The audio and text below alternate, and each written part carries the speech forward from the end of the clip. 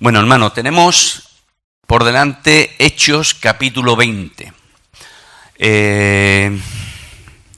Y vemos como Pablo, después de el gran alboroto que se forma en Éfeso, debido a la predicación de los hermanos allí en Éfeso y especialmente de Pablo, pues Pablo decide hacer una ruta de visita a todas las congregaciones donde ha estado: Tesalónica, Corinto, Filipos y demás, tal y como él tenía previsto y tal y como leemos en Hechos capítulo 19, capítulo anterior, versos 21 y 22, cuando dice: pasadas estas cosas, Pablo se propuso en espíritu ir a Jerusalén después de recorrer Macedonia y Acaya, diciendo: después que haya estado allí, me será necesario ver también a Roma. Y enviando a Macedonia a dos de los que le ayudaban, Timoteo y Erasto, él se quedó por algún tiempo en Asia. Y vemos cómo Pablo se despide de los hermanos allí en Éfeso, y Pablo, lo que, tal y como leemos en el versículo 1, dice que habiéndoles exhortado y abrazado. Y muchas veces tomamos la palabra de exhortación como algo negativo, como corrección, ¿vale? Como llamarle atención a alguien. Pero exhortar no es eso en sí ya. Exhortar es animar, alentar a las personas. Cuando yo me acerco a un hermano o una hermana, o un hermano o una hermana se acerca a mí para exhortarme, es para alentarme, para animarme a seguir en los caminos del Señor y para seguir para adelante, para darme fuerzas.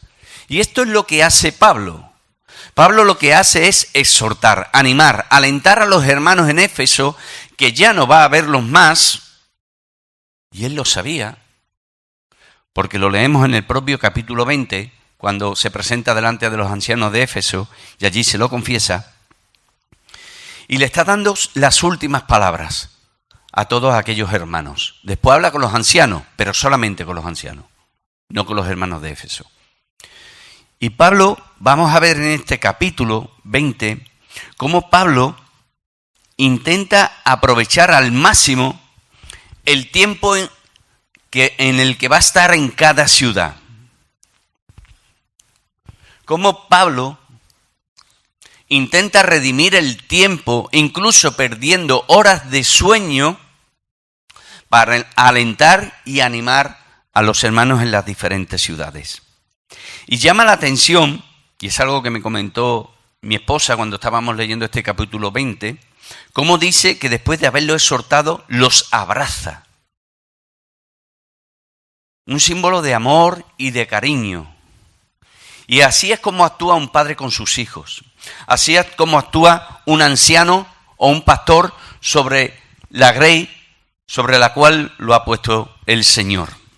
Y así estuvo, porque Pablo estuvo allí en Éfeso durante 3 años, como leemos en el versículo 31 de este mismo capítulo. Y leemos que la actitud de Pablo sigue siendo esa ante los hermanos de Éfeso, de exhortar. Y vemos que en el versículo 2 dice: después de recorrer aquellas regiones y de exhortarles, y fijaos cómo lo hace, con abundancia de palabras, llegó a Grecia. Llegó a la parte sur de Grecia, a la zona de Corinto. Pero vemos que dice que le exhortaba con abundancia de palabras. Pablo no quiso dejar de animar a los hermanos en todo lo que podía. No quiso dejar de decir a los hermanos y de animar a los hermanos, ni de transmitirle todo lo que tenía para todos y cada uno de ellos. Y la verdad, hermano, es que debemos de saber aprovechar el tiempo de los unos con los otros. Porque, hermanos, Pablo sí sabía dónde iba. Y Pablo sabía que le quedaba tiempo. Y Pablo sabía lo que tenía que hacer porque el Señor se le había revelado por medio del Espíritu. ¿Vale? Pero, hermanos, nosotros no sabemos qué tiempo nos queda aquí. Por eso, cuando estemos con los hermanos, hablemos de la palabra, exhortémonos, animémonos, especialmente a los que están pasando por situaciones difíciles. Animemos, estemos con ellos y alentémoslos los unos a los otros. Y llega allí a Grecia, a la zona sur de Grecia, más concretamente a la zona de Corinto, como he leído en los comentaristas, y dice de que después de haber estado allí 3 meses y siéndole puesta acechanza por los judíos, para cuando se embarcase para Siria, tomó la decisión de volver por Macedonia. Vemos cómo Pablo tuvo que detenerse allí 3 meses, porque era necesario pararse aquel tiempo allí en el sur de Grecia. Pero este pararse allí incomoda a los judíos de allí. Y vemos como, una vez más, como el vivir para el Señor, el vivir una vida conforme a su voluntad y en su voluntad, trae oposición por parte de aquellos que quieren rechazar el mensaje del Evangelio. Y vemos que sus deseos no eran buenos, porque cuando habla de asechanzas está hablando de planes para matarlo, para quitarlo del medio. Vuelvo a repetir, como dije la última vez que estuve aquí delante de vosotros. Pablo era como el chino en el zapato, como Jesús lo era para los escribas y fariseos en el tiempo que estuvo predicando y estuvo aquí en esta tierra, el Señor. Y las intenciones de aquellos que se oponían eran las mismas. Así que, hermanos, si queremos vivir una vida santa para el Señor, tendremos oposición.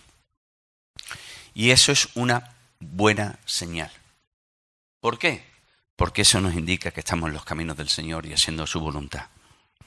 Así que os animo, hermanos, a que, como Pablo ha dicho antes, vivamos una vida santa. Estamos en este mundo, pero no somos de este mundo. Estamos en este mundo, pero no somos de este mundo, como dijo el Señor. Los versículos 4 y 5 vemos todos los acompañantes que tuvo Pablo. Y vemos que son de diferentes ciudades. Dice que le acompañaron hasta Asia Sópater de Berea, Aristarco y Segundo de Tesalónica, Gayo de Derbe y Timoteo, y de Asia Tíquico y Trófimo. Vemos cómo acompañan, cómo tienen ese sentir de acompañar a Pablo. Y hermanos, debemos de tener en cuenta de que los hijos del Señor, los siervos del Señor, y cuando digo siervos del Señor me dirijo a todos nosotros, porque somos siervos del Señor todos, porque todos hemos sido comprados para servir a aquel que dio su sangre, que derramó su sangre por nosotros.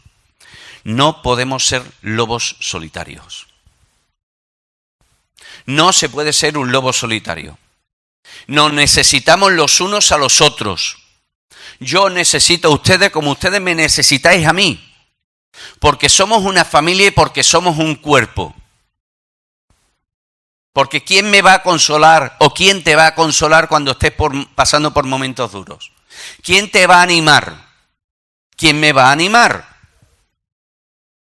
Necesitamos la compañía de los demás. Necesitamos trabajar para el Señor hombro con hombro. No podemos ser lobos solitarios. Y Pablo no lo era. Y Pablo casi constantemente, excepto en algunos momentos de su ministerio que se desplazaba a alguna que otra ciudad, Pablo siempre estaba acompañado. ¿Cuántos envió el Señor Jesucristo a predicar el Evangelio? En la primera comisión, ¿qué hizo? De 2 en 2. Nunca fueron solos. Siempre acompañados. Es necesario que nos apoyemos los unos en los otros. Dice después, versículo 6, y nosotros, pasados los días de los panes y levadura, navegamos de Filipo y en 5 días nos reunimos con ellos en Troas, donde nos quedamos 7 días. El primer día de la semana, reunidos los discípulos para partir el pan, Pablo les enseñaba habiendo de salir al día siguiente, y alargó el discurso hasta medianoche. Así, y nos habla también sobre el milagro del joven Eutico. Es curioso que esta es la primera vez y no me voy a alargar en esto, voy a ser muy concreto, en el que se nombra o se dice que los discípulos se reunían el primer día de la semana.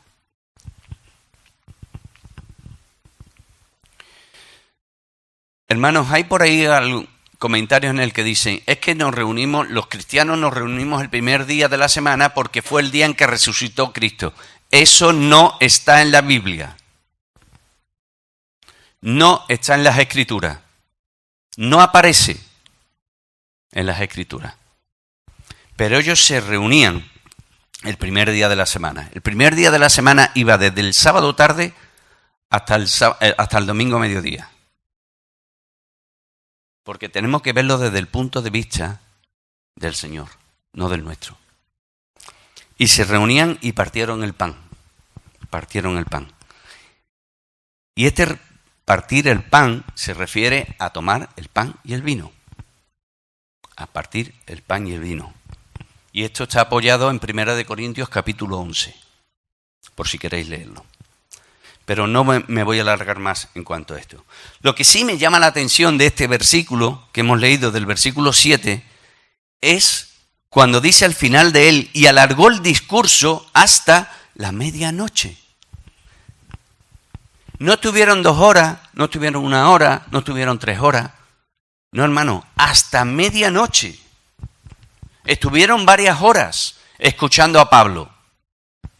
Pero es que no quedó ahí la cosa, sino que después del milagro que Pablo hizo con el joven Eutico, el cual se cayó desde una 3ª planta y lo resucitó, Pablo siguió hablando hasta el alba. ¿Os imagináis escuchar a un hermano durante varias horas sin parar? Pues esto es necesario. A veces es necesario. Y Pablo lo vio necesario. ¿Por qué? Porque sabía que su ministerio allí estaba acabando, que el Señor lo llevaba a otro sitio. Y era necesario darle toda la instrucción de Dios a los hermanos en aquella ciudad. Era necesario. Hermanos, ¿dónde vamos a estar mejor que reunidos los unos con los otros? Y veréis, y yo soy el primero que para mí viene esto. Porque a veces, cuando termina la reunión, estoy deseando irme a mi casa. Y lo confieso, es así.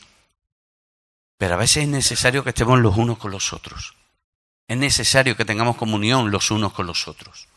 No pasa nada, porque nos quedemos a comer juntos un rato y estemos hablando alrededor de la palabra del Señor. Es necesario, hermanos, lo necesitamos. Lo necesitamos. De estos versículos que van del versículo 7 al versículo 6 al versículo 12, podemos aprender 3 cosas de Pablo. Primero, la prioridad en la vida de Pablo. A Pablo le daba igual perder horas de sueño. Para él lo importante era hacer la voluntad de Dios y transmitir todo lo que el Señor tenía para los hermanos. El amor de Pablo, exhortándoles y enseñándoles la palabra, no guardándose nada. Y la preocupación de los hermanos por el joven Eutico. Como leemos en el versículo 12, dice, y llevaron al joven y fueron grandemente consolados. ¿Quiénes? Aquellos que vieron que aquel joven se había caído de una 3ª planta y que había dicho Lucas, nos narra y nos dice que él era médico, que lo habían levantado muerto. Estaban preocupados por el joven Eutico. ¿Y cómo fueron consolados cuando vieron al joven Eutico andar por sus propios pies? Me quiero ir directamente, hermanos, al versículo 18. Me voy a saltar del 3 al 17. En el versículo 18 vemos cómo el apóstol Pablo llega a Mileto, a la ciudad de Mileto, que está a 48 kilómetros de Éfeso. Ya ha dado mensaje de que los ancianos de la iglesia de Éfeso, y fijaos que dice los ancianos, no el anciano. Los ancianos, había un grupo de responsables, un grupo de sobrevedores, un grupo de pastores. manda que vaya a él, a encontrarse con él en Mileto. Y allí empieza este discurso en el que me gustaría entretenerme un poquito, en el que leemos lo siguiente a partir de ese versículo 18, y dice: cuando vinieron a él les dijo: vosotros sabéis cómo me he comportado entre vosotros todo el tiempo, desde el primer día en que entré en Asia, sirviendo al Señor con toda humildad y con muchas lágrimas y pruebas que me han venido por las asechanzas de los judíos. Y como nada que fuese útil, he rehuido de anunciaros y enseñaros públicamente por las casas, testificando a judíos y a gentiles acerca del arrepentimiento para con Dios y de la fe en nuestro Señor Jesucristo. Primeramente vemos cómo Pablo alega delante de ellos de su buen testimonio. Y dice cómo sirviendo con toda humildad. Algunos podrían ver en esta palabra un tanto de arrogancia. Como Pablo dice de sí mismo con humildad: yo he sido humilde delante de vosotros. Pero es que él lo demostró con sus hechos. Es que eso lo podríamos ver en los versículos 31 al 33, cuando dice que cuando todo lo que le hacía falta, cuando todo lo que necesitaba, él se proveía por el trabajo de sus manos. Además, leemos versículos 33 al 35 y vemos como en 1 Corintios capítulo 11, versículo 1 dice: sed imitadores de mí, como dice después, como yo lo soy de Cristo. El testimonio de Pablo era ser como Cristo. Y él les está diciendo: imitadme a mí como yo imito a Cristo. Y si me imitáis a mí, estáis imitando a Cristo. Y así es como debe de ser nuestra vida. Ser humildes, no reconociéndonos superiores a nadie, sino vivir siempre humillados delante del Señor y tomando a los demás y amando a los demás como nosotros mismos. Y ustedes saben que me gusta hacerme preguntas y hacer preguntas después, para que ustedes también las recapacitéis. ¿Es este también mi testimonio ante los demás? ¿Es este tu testimonio también ante los demás? Recordemos, hermanos, que Jesús vino, como él mismo dijo, no para ser servido, sino para servir y dar su vida en rescate por muchos. Aprended de mí, que soy manso y humilde de corazón. Y humilde de corazón.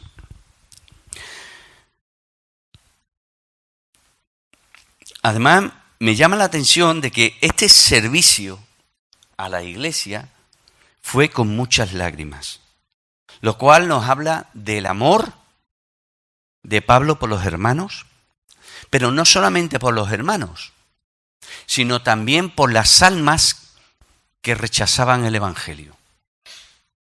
Leemos en una de las epístolas de Pablo, dice: ojalá fuese yo anatema para que otros se salvasen. Estoy parafraseándolo. Porque para él lo importante eran las almas de las personas, incluso de aquellos de los cuales se perdían. Ahora pregunto, ¿siento yo lo mismo por los demás? ¿Sientes tú lo mismo por los demás, hermano? ¿Cuándo fue la última vez que derramé lágrimas por los demás? ¿Cuándo?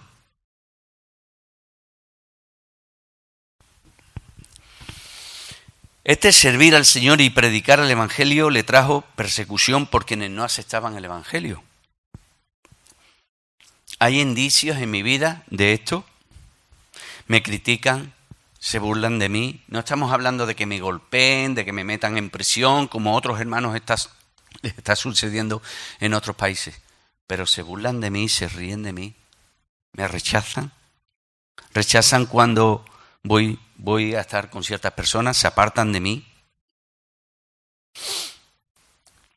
Para Pablo lo importante era hacer su voluntad.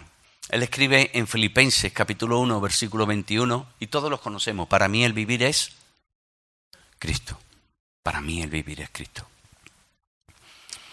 Además vemos que la predicación de Pablo en todo momento llevaba al hombre al arrepentimiento y a depositar su fe en el Señor Jesucristo. Ese era siempre su fin.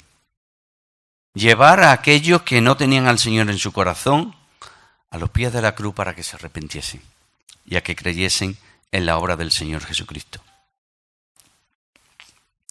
Por eso le daba exactamente igual su vida. Para mí el vivir es Cristo y el morir es ganancia. Le daba igual su vida. Ahora yo pregunto, ¿cuánto valoro yo mi vida? ¿Cuánto valoro yo la vida de los demás? ¿Me avergüenzo a la hora de predicar el Evangelio? O sin embargo, y permitidme esta expresión, permítemela por favor, soy un sinvergüenza a la hora de predicar el Evangelio. Me da igual lo que puedan decir de mí. Pablo le daba exactamente igual. Pablo le daba igual morir por el Evangelio. Y él sabía que cuando llegase a Jerusalén le esperaban tribulaciones y prisiones. Y lo sabía, como leemos en los versículos siguientes, 22 al 25. Le daba exactamente igual. ¿Por qué, hermanos? Porque su mirada no estaba en la tierra, su mirada no estaba en las cosas de este mundo, su mirada estaba en la ciudad celestial. Ahí es donde estaba. ¿Dónde están nuestros ojos? ¿Dónde está nuestra mirada? ¿Está en los cielos, donde nos espera el Señor para recibirnos con los brazos abiertos? ¿O estamos mirando malas cosas de este mundo? ¿Qué hacemos? ¿Qué estamos haciendo? Debemos de vivir en santidad, hermanos, y para eso debemos de apartarnos del mundo. Y nuestra mirada está puesta en los cielos. Y hay otra cosa que quisiera compartir con vosotros en el versículo 27, cuando dice, porque no he rehuido anunciaros. ¿Qué dice? Todo el consejo de Dios. Todo.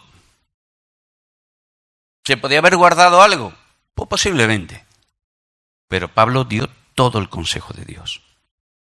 Así debemos de enseñarnos los unos a los otros. Todo lo que dice la palabra.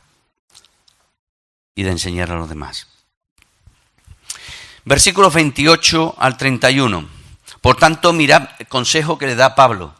Por tanto, mirad por vosotros y por todo el rebaño en que el Espíritu os ha puesto por obispo para apacentar la iglesia del Señor, la cual él ganó por su propia sangre. Porque yo sé que después de mi partida entrarán en medio de vosotros lobos rapaces, que no perdonarán al rebaño. Y de vosotros mismos se levantarán hombres que hablen cosas perversas para arrastrar tras sí a los discípulos. Por tanto, velad, acordándoos que por 3 años de noche y de día no he cesado de amonestar con lágrimas a cada uno. Muy brevemente, ¿qué podemos aprender de aquí? Del consejo que le da Pablo a aquellos ancianos. Primero, que constantemente se estén autoexaminando. Que estén mirándose a ellos mismos. Cuando dice mirad por vosotros, no vaya a ser que se desvíen. No vaya a ser que prediquen algo que no deben de predicar. Alguna doctrina, alguna enseñanza que no venga en las Escrituras. Y recordemos que lo que había en aquellos momentos era Antiguo Testamento. El Nuevo Testamento no se había empezado a escribir. Pero no solamente dice eso, de que miren por ellos mismos, que se autoexaminen, sino que también miren por el rebaño. Que miren por aquellos sobre los cuales el Señor los ha puesto. Que cuiden, que los guarden. Eso hacen los pastores. La labor de un pastor es servir, no ser servido.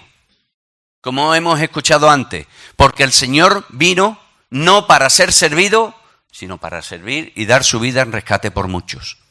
Esa es la labor del pastoreo, del sobrevedor, del anciano en cada congregación. Y lo demás lo debemos de tener por estima a nuestros ancianos. Además dice, y por todo el rebaño en que el Espíritu Santo os ha puesto. No son los hombres los que ponen a los ancianos, a los pastores. es el Señor mismo, es el Espíritu Santo.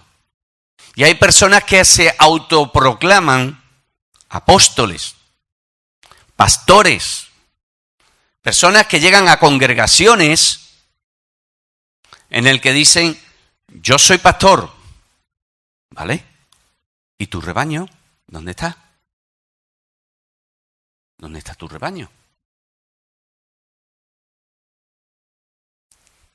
Tengamos cuidado cuando nos aparezcan hermanos con esa actitud. Es que el Señor me ha nombrado pastor, es que el Señor se ha revelado y me ha dicho que yo voy a ser apóstol suyo. Muy bien, pues el Señor no nos tendrá que revelar también a nosotros de que tú has sido escogido como pastor o como apóstol. Así que, con todo mi respeto lo digo, hermano, siéntate y congrégate con nosotros para que te conozcamos y para que sepamos quién eres y cómo eres, para saber que es cierto lo que estás diciendo. Y sigue diciendo allí que se levantarán, que vendrán lobos, pero no solamente que se levantarán, que vendrán lobos, sino que de entre vosotros se levantarán. Así que, hermano, tenemos que examinarnos los unos a los otros. Y cuando veamos que algún hermano se pueda desviar, o yo me pueda desviar, vengáis a mí o vengamos al hermano y le digamos, hermano, ten cuidado. Cuidado, hermano. Cuidado. Y esto lo tuvo muy en cuenta la iglesia de Éfeso. En Apocalipsis capítulo 2, el Señor le dice, yo sé que pruebas a las personas, a los que se dicen ser apóstoles y no lo son. Y eso lo llevaron a rajatabla los hermanos de Éfeso. Así que probemos a las personas, a los que nos visitan y se dicen ser pastores o apóstoles, pero no tienen rebaño, vienen sin él. 2 cositas y con esto termino, hermanos. Por tanto, velad. Es necesario que velemos. ¿Cuáles fueron las palabras del Señor Jesucristo allí en Mateo capítulo 24, cuando a sus discípulos les dijo, Señor, ¿cuándo ha de acontecer esto? Y en ese capítulo 24 le dice, velad, debéis de estar despiertos, velad por ello. Pues así debemos de estar todos, y especialmente los ancianos en las congregaciones, para velar por las ovejas. Y por último, hermanos, versículos 32 y versículo 36 en adelante. Versículo 32 dice, y ahora, hermanos, os encomiendo a Dios y a la palabra de su gracia, que tiene poder para sobreedificaros y daros herencia con todos los santificados. Y versículo 36, cuando hubo dicho esto, estas cosas, se puso de rodillas y oró con todos ellos. Entonces hubo gran llanto de todos y echándose al cuello de Pablo le besaban, doliéndose en gran manera por la palabra que dijo, de que no verían más su rostro, y le acompañaron al barco. ¿Cuáles fueron las últimas palabras de Pablo? Las últimas palabras de Pablo hacia esos hermanos fue de interceder por ellos. Es necesaria la intercesión los unos por los otros, y especialmente por el responsable o los responsables de cada congregación. Es necesario. Como he dicho antes, hermanos, somos una familia y nos necesitamos todos. Todos somos importantes y todos debemos de ser importantes los unos para los otros. Así como para Pablo fue importante todos y cada uno de los hermanos en Asia, Macedonia, Grecia y demás, también debemos de ser importantes los unos para los otros. Muchas cosas, ¿verdad? Ya como escuché una vez una anécdota de un joven que estaba en una iglesia, en la puerta de la iglesia sale una hermana mayor y le dice, le pregunta a este hermano joven y le dice, hermana, ya ha acabado el culto, ¿verdad? Y dice, sí, bueno, ya ha acabado la teoría. Ahora viene la práctica, ¿verdad? Así que, hermano, yo sé que el Señor nos ha hablado de forma diferente a cada uno de los que estamos aquí. A cada uno de los que nos han estado escuchando online y que nos van a escuchar. Así que lo que el Señor nos haya enseñado en esta mañana, a todos y cada uno, pongámoslo en la práctica para la gloria y la honra del Señor. Amén.